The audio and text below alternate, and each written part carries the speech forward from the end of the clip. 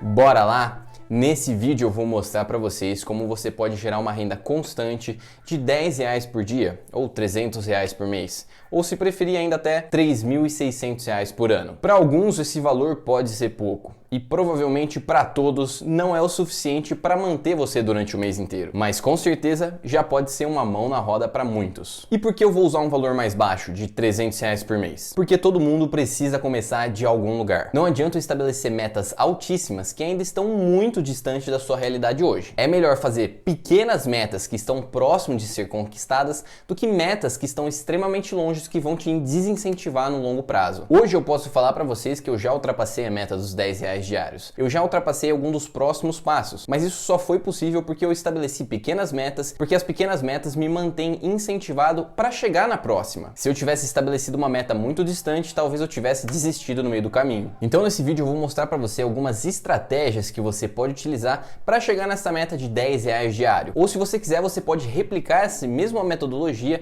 para fazer valores muito maiores se for a sua realidade. Então sem mais delongas, bora pro vídeo.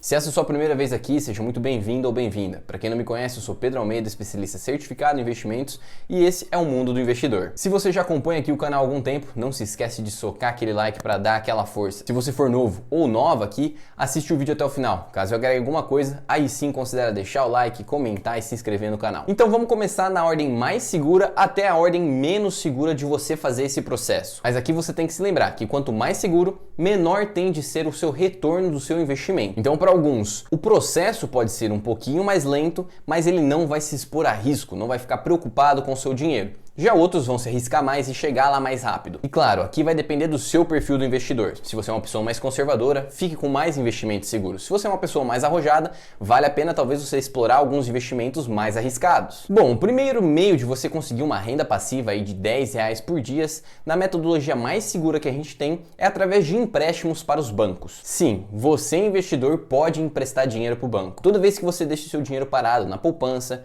em um CDB, em uma LCI ou numa LCA, você está emprestando o seu dinheiro para o banco. Aqui como resumidamente funciona. Você coloca o seu dinheiro lá no banco, o banco vai pegar o seu dinheiro e emprestar para clientes que estão precisando de empréstimos. Esse cliente vai pegar o dinheiro e depois de um tempo vai pagar para o banco o dinheiro que pegou mais os juros acumulados. Vamos supor que você investiu R$100 em um CDB. O banco vai pegar esse dinheiro e emprestar para um cliente que está precisando de empréstimo. Depois de um tempo, o cliente vai lá e paga todo o empréstimo dele já com os juros e o banco recebe R$150. Ou seja, um valor de 50% de juros sobre o valor total. O banco cobra essa taxa exorbitante dos seus clientes porque existe muita chance de calote e ele muitas vezes não tem garantia nenhuma que vai receber o seu dinheiro. Então essa é uma maneira de ele conseguir ter lucro com seus empréstimos. Ele cobra uma taxa bem alta para compensar aquelas pessoas que não vão pagar. Desses R$150 que ele recebeu, ele vai pegar e pagar para você a sua parte. E vamos supor que depois de juros e tudo certinho, ele te pagou R$110. Ou seja, você recebeu um juros de 10% no período e o banco teve um lucro com o seu dinheiro de R$40. E por que esse é considerado um dos métodos mais seguros de você acumular capital para ter essa renda passiva?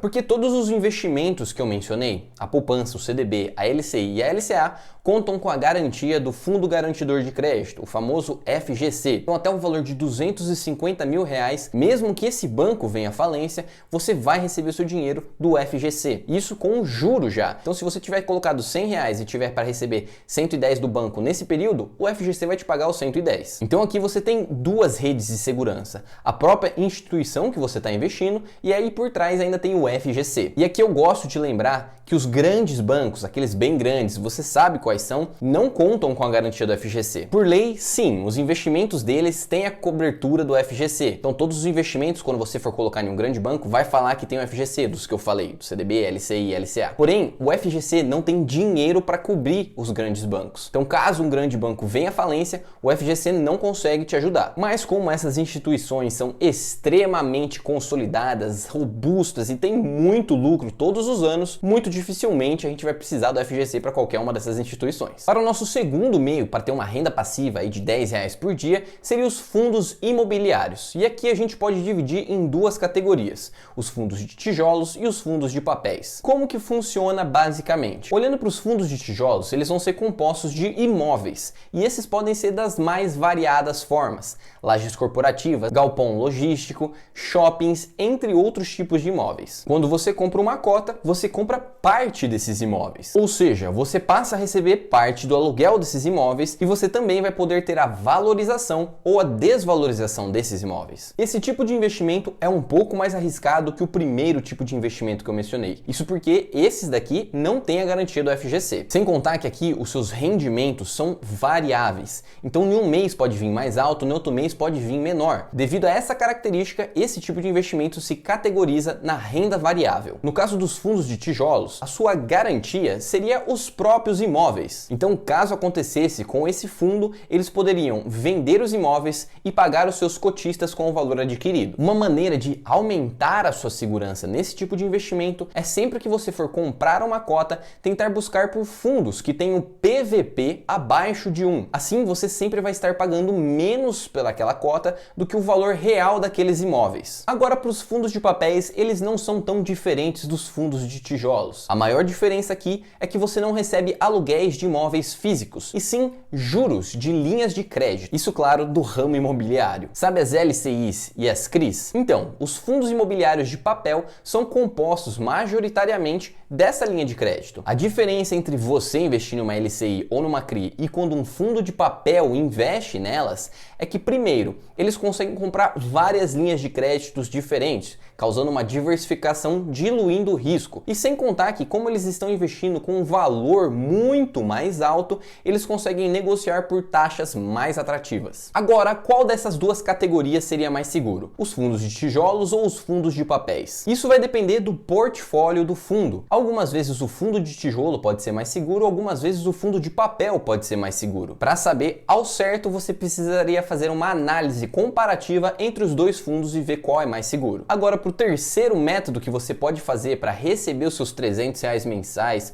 ou qualquer valor que você esteja buscando são as ações. Mais especificamente, as ações de empresas consolidadas, ou seja, aquelas grandes empresas que já estão no mercado há muito tempo, porque essas acabam fazendo distribuições de dividendos. Dentre os três métodos que eu estou trazendo aqui, esse é o que é mais arriscado.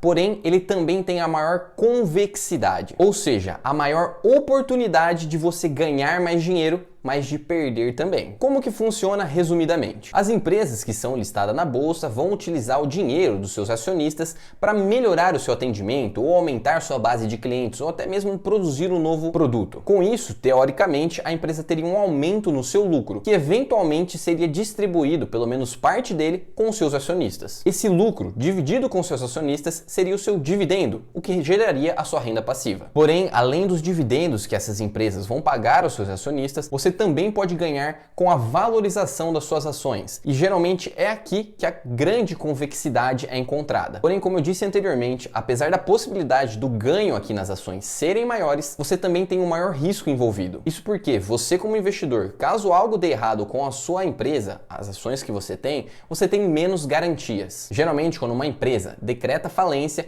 os investidores, os acionistas, são os últimos a receber. Isso é, quando tem algo para receber. Aqui, dentre as opções que eu trouxe, essa é que exige mais tempo e estudo para que você consiga fazer de maneira correta. Porém, caso você consiga fazer isso, muito provavelmente os seus ganhos vão ser muito maiores do que nas outras opções. Geralmente a regra seguida é bem simples. Quanto maior o risco envolvido, maior o retorno esperado. Mas vamos lá, quanto eu precisaria ter investido numa dessas opções para ter uma renda passiva aí de R$10 ou R$300 por mês? Eu vou colocar aqui na tela alguns exemplos que eu trouxe aqui no vídeo. No primeiro exemplo, nós temos uma LCI aí de um bancão. Atualmente você vai encontrar elas pagando algo próximo aí de 10% ao ano. Porém, a gente tem que lembrar aqui que a renda fixa vai sofrer queda na rentabilidade nos próximos anos. A gente está com uma queda da taxa Selic e isso vai diminuir o quanto eles estão pagando. Para ter uma renda aí de R$300 por mês ou R$10 por dia, nessa opção específica você precisaria ter R$36.900 investido. Agora, se você for procurar um banco digital, que geralmente vai ter as mesmas opções, porém com taxas um pouco mais atrativas por ser um banco menor,